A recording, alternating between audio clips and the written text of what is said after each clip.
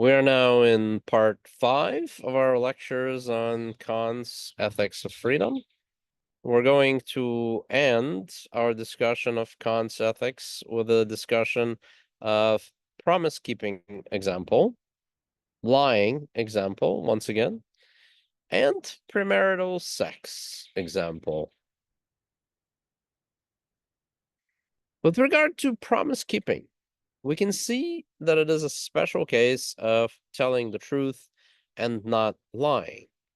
And so the breaking of promises does not respect persons' autonomy as an end in itself, but rather seeks to make persons a means to our ends. We seek to manipulate people to get to do something they wouldn't choose to do when we lie to them. The background theme in promise keeping is that of fulfilling one's obligations in contracts. So, like libertarians, Kant argues that it is our moral duty to keep contracts. But unlike libertarians, Kant underlines that these must be fair contracts, that they respect autonomy in rational persons as ends in themselves, rather than seek to make persons into instruments for gains and benefits as their primary purpose. Kant argues that lying never respects persons as ends in themselves, but treats them as instruments of gain, always. Thus, according to Kant, in order to respect freedom interpreted as autonomy, we must never lie. But such a stringent commitment to not lying runs into trouble. The famous counterexample is that of your friend hiding in your basement and a killer who is after your friend knocking on your door and asking about where your friend is.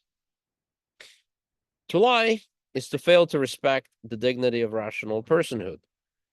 But to tell the truth is to get your friend killed. This is a genuine conundrum for Kant, and he does not have an answer that permits you to lie.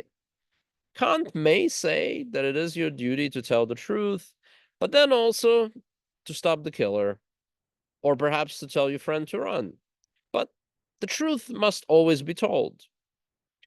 Sandel argues that a good interpretation of this dilemma is to tell to the killer something that is true, not a lie, but yet misleading.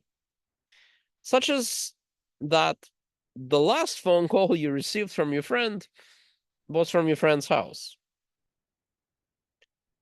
And so that would certainly be misleading about the location of your friend who is now in your basement, but it would also be true.